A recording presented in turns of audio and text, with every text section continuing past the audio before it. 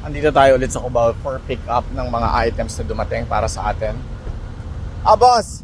Magandang tanghali. Asan na yung alaga mo?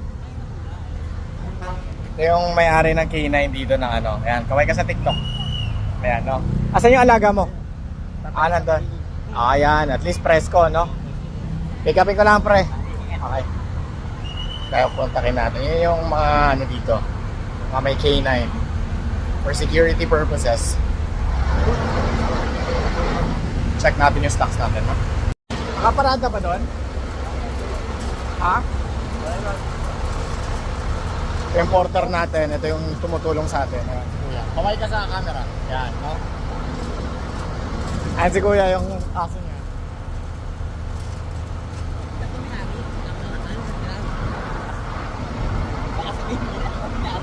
Angas ng aso mo. Baka nakaparada pa doon. Masakit ulo ko. Yung bus na may karga ng honey, bumiyahe ng Antipolo.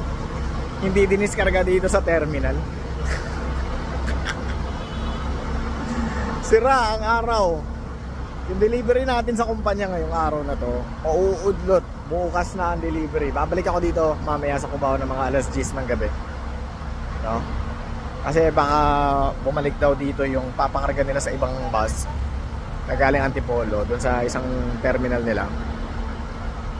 Tapos pupunta rito so sa mga 5 or 6 ng gabi. Tanghali ngayon ito as I'm recording this one. Ayoko akong pumunta rito sa Cubao ng rush hour. So palipasin ko lang yung traffic mamaya tapos kukunin ko. Hindi na rin ako makakapag-deliver ngayong araw.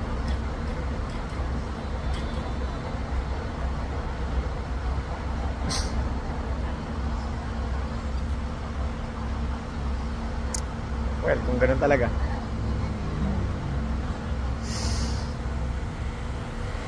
Tomorrow na ang first delivery natin sa All About Baking. I need to call the company. Sige.